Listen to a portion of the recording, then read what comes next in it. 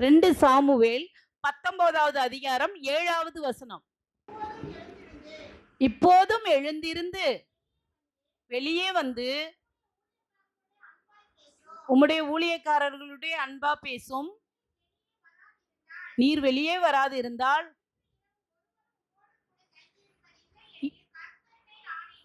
இது சொன்னது யாருன்னா 1வது வசனத்துல பாருங்க, யோவாப்னு இருக்கும். இருக்குதா?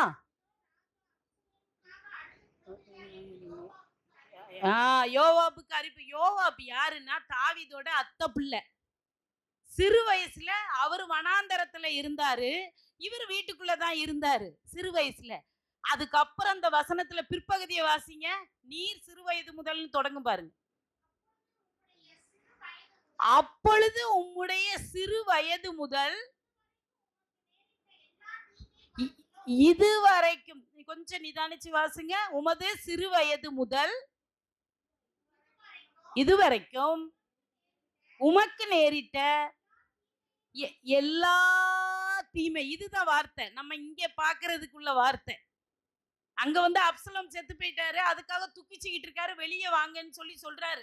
அத சொல்லிட்டு சொல்றாரு, சிறு வயதுல இருந்து தாவீதோட வேதனையும் துக்கத்தையும் நிந்தத்தையும் அவமானையும் பார்த்தவர் இந்த யோவாபு. அவர் சொல்றாரு, ஐயா சிறு வயது முதல் நீங்க பட்ட எல்லா தீங்கு சாட்சி சாட்சி சொல்றாரு. கூட இருந்தவர் சொல்றாரு, அந்த தீங்கு எவ்வளவு தீங்கு பட்டிருக்காருன்னு கூட இருந்தவர் ஒருத்தர் சொல்றாரு. அத்தை பிள்ளை தான், வேற யாரும் இல்ல. இப்படி சொல்றாரு. சொல்லிட்டு இப்ப பாரு, இதுல 1 சாமுவேல் 16ஆம் அதிகாரம் 1ல இருந்து 3 வரைக்கும் நான் சொல்லிடுறேன். இவரு கர்த்தர் சாமுவேலை நோக்கி, யாரை நோக்கி? சாமுவேலை நோக்கி, சவுல் வந்து இஸ்ரவேல்ல ராஜாவா இருக்காரு, அவரை ராஜாவா இராதபடிக்கு நான் புறக்கணித்து தள்ளிட்டேன். நீ என்ன செய்யற? கொம்பை எடுத்து தைலத்தால் நிரப்பி கொண்டு வா, பெத்லேகியமான ஈசாயின் இடத்துக்கு உன்னை அனுப்புவேன். இப்ப சொல்றாரு, நான் எங்க அனுப்ப போறேன்? சமஸ்த இஸ்ரவேலுக்கு ஒரு தீர்க்கதரிசி. யாரு? அன்னாளுடைய பையன் சாமுவேல். இந்த சாமுவேல்கிட்ட சொல்றாரு, சவுல நான் ராஜாவா இருந்து தள்ளிட்டேன். எது வரைக்கும் நீ இப்படி துக்கப்பட்டுக்கிட்டு இருப்ப, இந்த ராஜா இல்ல இந்த தேசத்துக்குன்னு. இப்ப நான் உன்னை கொம்புனா தைலத்தால அபிஷேகம் ராஜாவா பண்றது, கொம்பு பெருசா. அந்த அப்ப அவருக்கு குப்பி அபிஷேகம் சின்னதா ஊத்துனாங்க சவுலுக்கு. இவருக்கு கொம்பு நிறைய ஒளிவ எண்ணெயை ஊத்தி எடுத்துட்டு வா. நீ எங்க போனோம்? பெத்லேகேமான ஈசாயின் இடத்துக்கு நீ போ சொல்றாரு. போயிட்டு உன்னை அனுப்புவேன், அவன் குமாரரில் ஒருவனை நான் ராஜாவாக தெரிந்து கொண்டேன். நான் ராஜாவாக யாருன்னா இவருக்கு தெரியாது, ஆண்டவருக்கு தெரியும். உன்னை அவர் சொல்றார், சாமுவேல் நான் எப்படி போவேன்? இதை கேள்விப்பட்டால் என்னை கொன்று போடுவான. இந்த ராஜா என்ன செய்வாரு? நான் என்னையும் தள்ளி விட்டு நீ போய் இன்னொரு ராஜாவா பண்றியா? பண்றது ஆண்டவர்னு தெரிய வேண்டாமா?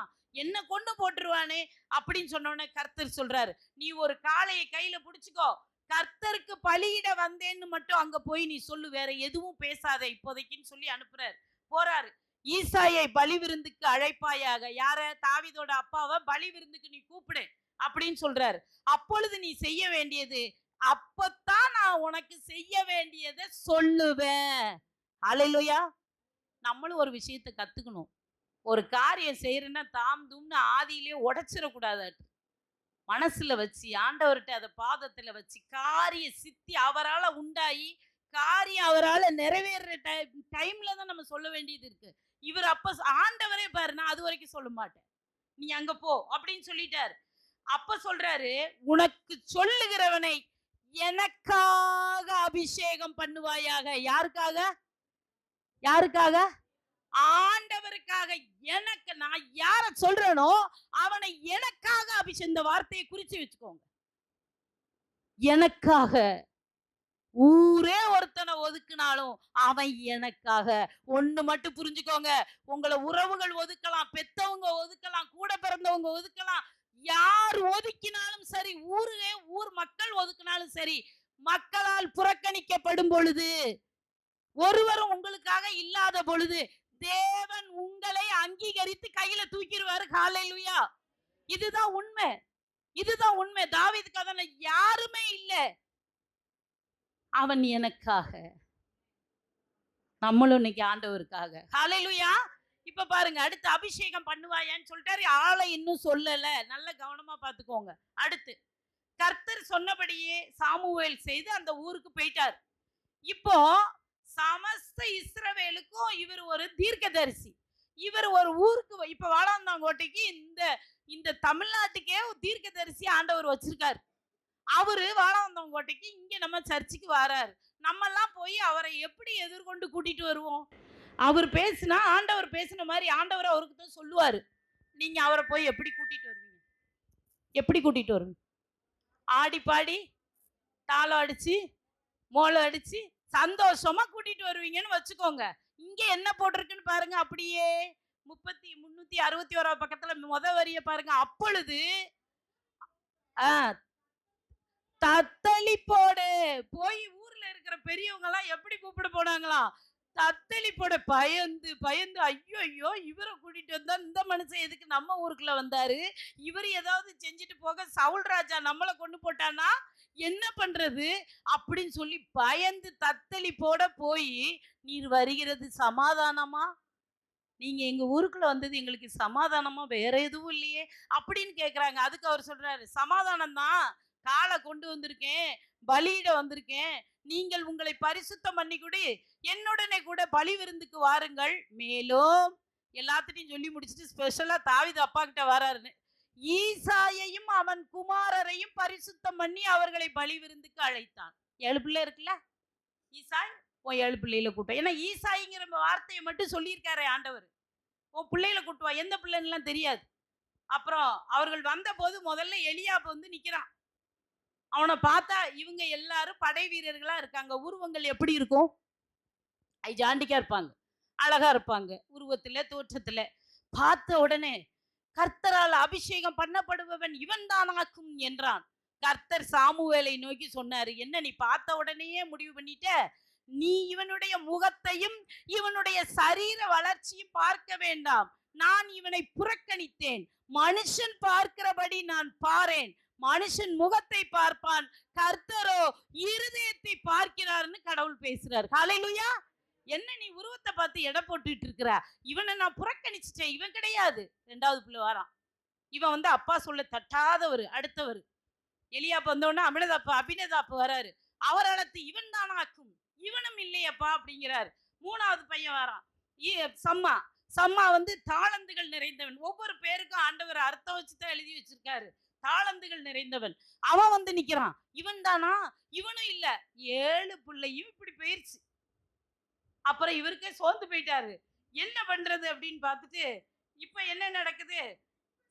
இதுல 10ல பின்னாடி பாருங்க, கர்த்தர் இவர்களில் ஒருவனையும் தெரிந்து கொள்ளவில்லை என்று சொல்லி 11 வாசிங்க. உன் பிள்ளைகள் இவ்வளவுதானா என்று அவன் தகப்பனிடம் கேட்கிறார். அதற்கு அவன், இதுவரைக்கும் இங்க பாருங்களேன், ஊரே கூடி வந்து அந்த இடத்துல ஊரே நிக்குது. ஒரு ஆள் வீட்டுகள்லயோ எங்கேயுமே இல்ல, எல்லாரும் வந்துட்டாங்க. ஒரு பிள்ளை இல்ல, ஒரு மனிதன் இல்ல, ஒரு சின்ன பிள்ளை இல்ல. சின்ன பிள்ளைன்னு இந்த 3 வயசு பிள்ளைன்னு நினைக்காதீங்க. ஒரு வாலி வயசு 13, 14, 15 வயசு அப்படி வச்சுக்கோங்களேன். அந்த 17ல தான் அபிஷேகம். இப்ப இப்ப இப்ப 17 வயசு அபிஷேகம் பண்ண சொல்ல. இப்ப இதுக்கு முன்னாடின்னா பாத்துக்கோங்க, அவ்வளவு நாள் அது காட்டுக்குள்ள தானே கிடந்திருக்கு, சின்ன பிள்ளையில இருந்து. இப்போ இவன் இவ்வளவுதானா? அங்க இந்த பிள்ளைய கூப்பிடல பாருங்க. ஊருக்குள்ள அவ்வளவு பேரையும் கூப்பிட்டவங்க இந்த ஒரு பிள்ளைய கூப்பிடல. பழி முடிஞ்ச உடனே சாப்பாடு அகேகமா இருக்கும். ஆடெல்லாம் அடிச்சு மாடு அடிச்சு சாப்பாடு போடுவாங்க. தன் பிள்ளைக்கு யாரு கூப்பிடலனாலும் அந்த தாய்க்கு துடிக்கலையேங்க. இவங்க செஞ்ச தப்புக்கு பிள்ளை என்ன பண்ணும்? யோசித்து பாருங்க. ஏன்னா இவங்க ஒதுக்கப்படணும். தாவீது ஒதுக்கப்படணும். ஆண்டவருக்கு தெரியும் இவன் எனக்காக.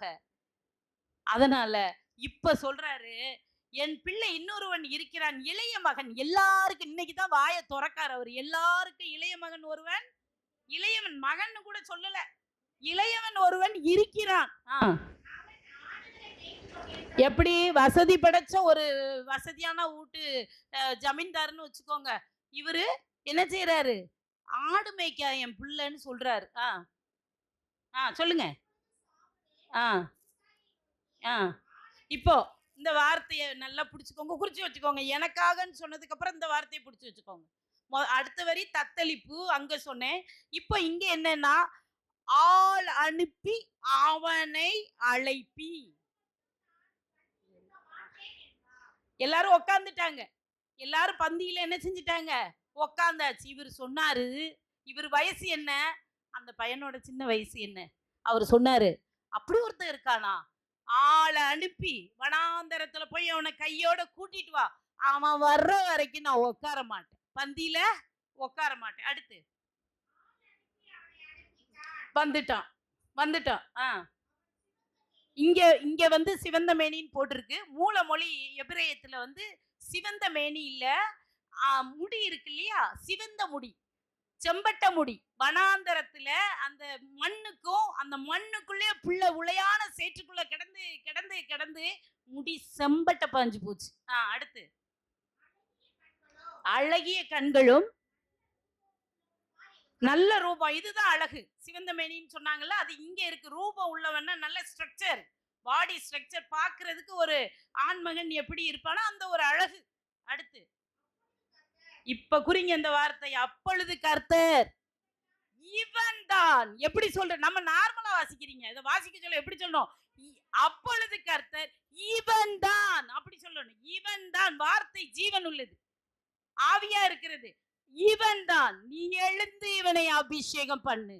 இங்க ஒரு நிமிஷம் பாருங்க. நீ எழுந்துன்னு சொல்லிருக்கலாம். அவர் தான் பந்தி இருக்க மாட்டேன் உட்கார மாட்டேன்னு சொன்னார்ல.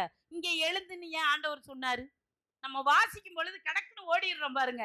நீ எழுந்து அபிஷேகம் பண்ணு. அவர் எங்க உட்கார்ந்தாரு? பந்தி இருக்க மாட்டேன்னு சொல்லிட்டாரு. உங்க கூட நான் உட்கார மாட்டேன்னு சொன்னவர் இப்ப எங்க இருந்து எந்திரிச்சாரு? இததான் யோசிக்கணும். நடந்தது என்னன்னா, வீட்டுக்குள்ள தாவீதை விட மாட்டாங்க. இப்போ சமஸ்த இஸ்ரவேலுக்கு தீர்க்கதரிசி அங்க உள்ள நிக்கிறாரு. அந்த இடத்துல பலி கொடுக்க வந்த இடத்துல அங்க நிக்கிறாரு. உள்ள விடாத இடத்துல நிக்கிறாங்க. இப்ப இவன் வந்த உடனே எல்லாருக்கும் சேர் போட்டு உட்கார வச்சிருக்குன்னா, அடிமைக்கு அடிமைய ஒதுக்குப்புறத்துல ஒரு சேர் போட்டு வச்சிருப்பாங்க. வரவேண்டிய சூழ்நிலை வந்தா அதுல உட்கார்றது. இப்ப தாவீதுக்கு அந்த சேர் கொடுக்கப்பட்டிருக்கும்ல, ஒதுக்கப்பட்ட சேர். கூட்டிட்டு வர சொன்னா அவனுக்கு ஒரு சேர் போடணும், ஒதுக்கல. அந்த சேர்ல போய் சாமுவேல் உட்கார்ந்துட்டாரு.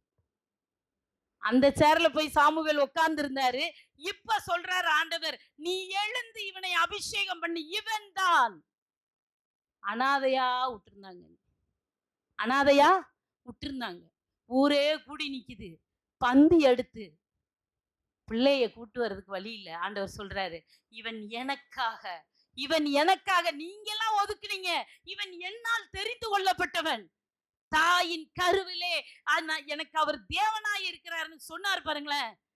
தாவீது எப்ப பாருங்க, கர்த்தர் நல்லவர், அவர் கிருபை என்றென்றும் உள்ளது. கர்த்தர் நல்லவர், அவர் கிருபை என்றென்றும் உள்ளது சொன்னதுனால தாங்க அப்போஸ்தலர்ல என்ன ஆகுச்சு? புதிய ஏற்பாட்டுல ஆவியானவர் வந்து முதலில் இறங்கும் பொழுது அவருடைய கல்லறையின் மேலேயே வந்தாருங்க. மேல் வீட்டு அறையின் மீது வந்தாருங்க. ஹalleluya! எவ்வளவு பெரிய ஸ்லாக்கியம்! வாழ்நாளெல்லாம் கர்த்தர் நல்லவர் என்பதை அவர் ருசித்து பார்க்க சொன்னார். ஹalleluya! அவர் வல்லமையை கேட்கலங்க, கர்த்தருடைய மகிமையை கேட்டுக்கிட்டே இருந்தாரு. அந்த நிறைவான பலன் எனக்கு வேணும் வேணும் வேணும்னு கேட்டாருங்க. வெறும் வல்லமை மட்டும் இல்ல, மகிமை, அந்த நிறைவின் பலன் எனக்கு வேணும்னு கேட்ட ஒரு மனுஷன் தாவீதுங்க. ஹalleluya! இப்ப சொல்றாரு ஆண்டவர், அப்பொழுது சாமுவேல் தைல கொம்பை எடுத்து அவனை அவன் சகோதரர் நடுவிலே அபிஷேகம். யார் நடுவுல? எந்த கண்ணு ஒதுக்குச்சு? எல்லாரையுமே எடுத்துக்கோங்க. ஊர் ஒதுக்குச்சா? தாய் ஒதுக்குனால, தகப்பன் ஒதுக்குனா, கூட பிறந்தவங்க. என் சகோதரருக்கு நான் வேற்று மனிதனும் அந்நியனுமானேன். அந்த வேற்று மனுஷனா பார்த்த என் சகோதரருக்கு முன்னாடி என் ஆண்டவர் என்ன செய்யறாரு? தைல கொம்பை எடுத்து நடுவில், இந்த வார்த்தைகள் எல்லாம் அண்டர்கோட் பண்ணி வச்சுக்கோங்க. தைல கொம்பை எடுத்து அவனை அவன் சகோதரன் நடுவிலே அபிஷேகம் பண்ணினான். அந்நாள் முதற்கொண்டு கர்த்தருடைய ஆவியானவர் தாவீதின் மேல் வந்து இறங்கி இருந்தார். ஹalleluya! வேதத்துல ஒருத்தருடைய தலைமையில கை வைக்கிறாங்கன்னா, பெரிய மூப்பர்களோ போதகர்களோ கை கொண்டு யார் தலைமையில வைக்கிறாங்களோ அந்த நேரத்துல கர்த்தருடைய ஆவியானவர் அவங்க மேல இறங்கிடுவார். ஹalleluya! ஹalleluya! அதனாலதான் தேவையில்லாம எல்லா மனுஷங்கிட்டையும் போய் தலையை கொடுக்க கூடாது. சரியா? இயேசுவுக்கும் அப்படிதான் ஆவியானவர் வந்து இறங்குறாரு இல்லையா? இப்போ இதெல்லாம் நம்ம பார்த்துட்டோம். இதை பார்த்துட்டோமா? இப்போ அபிஷேகம் பண்ணின உடனே தாவீது ஒரு பாட்டு பாடுறாரு. 118வது சங்கீதத்தை எடுங்க. கர்த்தரை இப்ப அவர் என்ன சொல்றாரு? வாசிங்க. கர்த்தரை துதியுங்கள், அவர் நல்லவர், அவர் கிருபை தொடங்கிருச்சா? நல்ல அவர் கிருபை என்று அடுத்து யாரு சொல்லுத? சுத்தி இருக்கிற ஜனம் இஸ்ரவேல் ஜனம். அவர் கிருபை, அவருடைய பேர் அன்பு என்றென்றைக்கு உள்ளதுங்க. சொல்லுங்கன்னு இஸ்ரவேல் ஜனங்கிட்ட சொல்றாரு. அடுத்து அங்க ஆசாரியன் குடும்பம் நிக்குது, அதனால ஆரோனின் குடும்பத்தார் சொல்வார்களாக. அடுத்து அங்க இருக்கிற ஜனங்கள் புற கர்த்தருக்கு பயப்படுகிறவர்களா இருக்கிறதுனால அவர் நல்லவர் என்று கர்த்தருக்கு பயப்படுகிறவர்கள் சொல்லுங்கள். நெருக்கத்திலிருந்து கூப்பிட்ட என்னை அவர் விசாலத்துல வைத்தாருங்க. பாட்டு மட்டும் பாடிடுறோம்.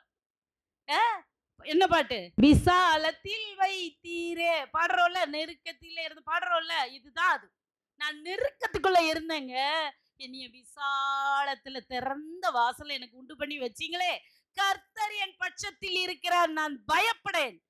மனுஷன் எனக்கு என்ன செய்வான்? ஆண்டவரே வந்து அபிஷேகம் பண்ண பிறகு இனிமே அவர் வனாந்தரத்துல கிடந்துட்டு கூக்குரல் போட்டுக்கிட்டு இருப்பாரு. பாருங்க அடுத்து அடுத்து பாருங்க.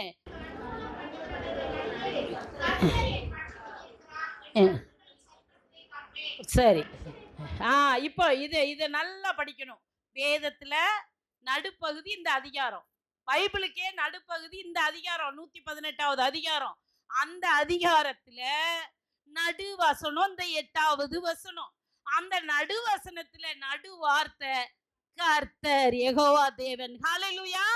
ஆண்டவர் எதுக்கு தெரியுமா இங்க கொண்டு நீங்க யோசிச்சு பாருங்களேன். வேதத்துல நடுப்பகுதியில மையமா கொண்டு தாவீது ஆண்டவர் வச்சிருக்காரு பாருங்க. ஹல்லேலூயா. எவ்வளவு விசாலத்துல வச்சிருக்காரு. யாருக்கும் கொடுக்காத ஸ்லாக்கியத்தை ஆண்டவர் தாவீதுக்கு கொடுத்திருக்காரு பாருங்க. அந்த நடுப்பகுதிய மையத்தை கொடுத்து அந்த மையத்தின் மைய புள்ளி கருப்பொருளே நான் தான். ஹல்லேலூயா. ஆண்டவர் சொல்றாரு, கர்த்தர்னு வந்திருக்கா, மனுஷனை நம்புவதை பாக்கிலும் கர்த்தர் பேரில் பற்றுதலா இருப்பது நலம். ஏன்னா அந்த பிள்ளை பிறந்த கொஞ்ச நாள்லயே சொன்னிச்சு, என் தாயின் கருவிலே நீர் என் தேவனாய் இருக்கிறீர். அந்த வார்த்தை தான் கர்த்தர் பேரில் பற்றுதலா இருப்பது நலம். மனுஷனை நம்பல. இவ்வளவு நடந்துச்சா? இதெல்லாம் நீங்க வாசித்து பாருங்க. வீட்டுல போய் என்னை சுற்றிலும் அலைந்து கொள்கிறார்கள், கர்த்தருடைய நாமத்தினால் அவர்களை சங்கரிப்பேன், கர்த்தருடைய நாமத்தினால் அவர்களை ஒண்ணு ஒண்ணா சொல்லப்பட்டிருக்கும். யாரெல்லாம் வளைஞ்சாங்க? தேனீக்கில போன வளைஞ்சாங்க, நெருப்ப போல வளைஞ்சாங்க.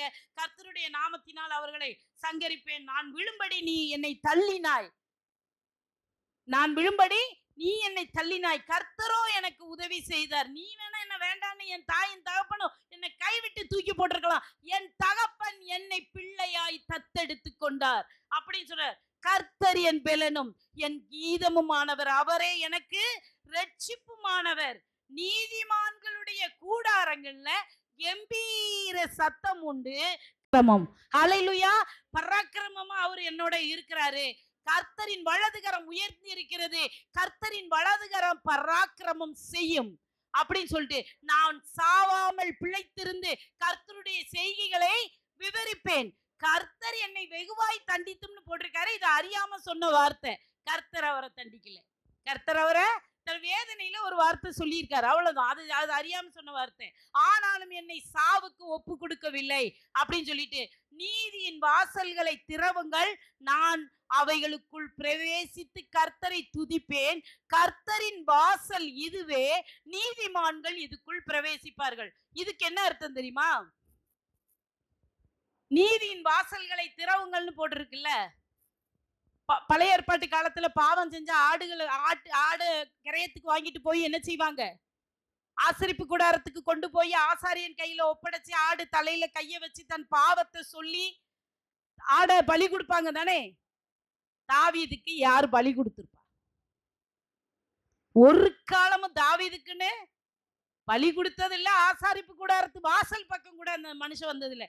எட்ட நின்னு என்ன நடக்குன்னு அந்த வாசல்ல நின்னு பாப்பாராம், ஆலயத்து வாசல்ல. எவ்வளவு பாவம் இல்ல? எல்லாரும் ஆலயத்துக்குள்ள ஆசரிப்பு கூடாரத்துக்கு போறாங்க. ஆனா அந்த பிள்ளை எங்க இருந்து பாக்குமா? எங்கேயோ நின்னு வாசல் அப்படியே பாக்குமா, ஆலயத்துக்குள்ள என்ன நடக்குது? பலி கொடுக்காங்களா? அபிஷேகம் பண்ணோன்னு சொல்றான், நீதியின் வாசல்களை திறவுங்கள். இப்ப திறங்குங்க.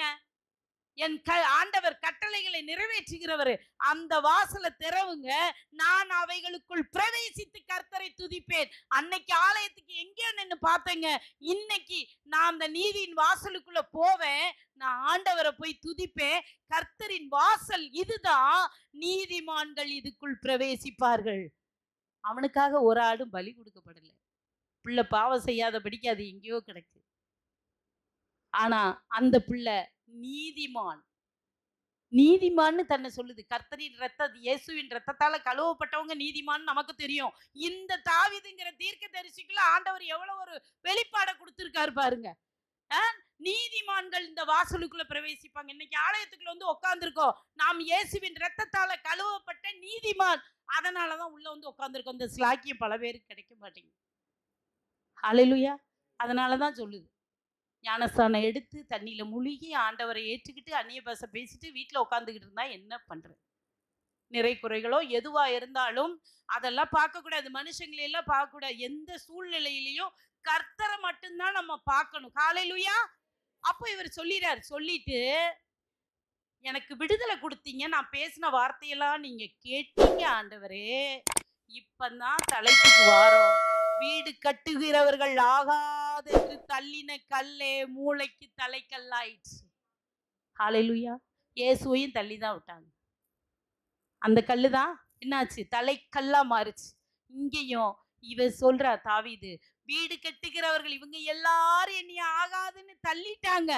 இந்த கல்லு தான் மூளைக்கு தலைக்கல்லாயிடுச்சு. அது கர்த்தராலே ஆயிடுச்சு, மனுஷனால ஆகல. அது நம்முடைய கண்களுக்கு ஆச்சரியமா இருக்கிறது. இது கர்த்தர் உண்டு பண்ணின நாள். மனுஷனா உண்டு பண்ணாங்க? இந்த நாளுக்காக ஆண்டவர் அவன் வயசுல 17 வயசு வரைக்கும் காத்திருந்திருக்கார். நல்ல பழக்கு வச்சு, கைக்கு யுத்தத்தை பழக்கு வச்சு கூட்டிட்டு வந்து, இவன் தான் எனக்கு ஒரு ராஜா. இந்த சமஸ்த இஸ்ரவேலையும் ஆண்டவர், இந்த ராஜாங்க தாவீது ராஜா சமஸ்த இஸ்ரவேலையும் காட்டுக்குள்ள கிடந்த புள்ள. அதனாலதான் அவர் சொல்றாரு, இது கர்த்தர் உண்டு பண்ணின நாள், இதிலே களிகூர்ந்து மகிழ கிடவும். கர்த்தாவே ரட்சியும், கர்த்தாவே காரியத்தை வாய்க்க பண்ணும். மனுஷன் வாய்க்க பண்ண மாட்டா, கர்த்தர் தான் நமக்கு வாய்க்க பண்ணும். கர்த்தருடைய நாமத்தினாலே வருகிறவர் சோஸ்தரிக்கப்பட்டவர். கர்த்தருடைய ஆலயத்தில் இருந்து உங்களை ஆசீர்வதிக்கிறோம். ஹல்லேலூயா. கர்த்தர் தொடக்கம் எப்படி தொடங்குச்சு பாருங்க. 1வது வசனம், கர்த்தரை துதியுங்கள், அவர் நல்லவர், அவர் கிருபை என்றும் உள்ளது. முடிவு வசனத்தை பாருங்க, கர்த்தரை துதியுங்கள், அவர் நல்லவர், அவர் கிருபை என்றும் உள்ளது. ஹல்லேலூயா. தொடக்கமும் முடிவும் அவரை துதிக்கிறதுலையும், அவர் பேரன்பு எனக்கு நித்தமும் உண்டுங்கிறத தாவீது நமக்கு வாழாம வாழ்ந்து சொல்லி காட்டிட்டு போயிருக்காரு. ஹல்லேலூயா. என்னைக்கும் யாராலையும் புறக்கணிக்கப்பட்டுட்டோம் நம்ம நினைக்க வேண்டாம். ஆகாதுன்னு தள்ளி விட்ட கல்லுதான் தலைக்கல்லா மாறி இருக்கு. நம்மளையும் ஆண்டவர் நம் வாழ்க்கையில அவர் ராஜ்யத்துல தலைக்கல்லா உயர்த்தி வைப்பார். ஹல்லேலூயா. Praise the Lord.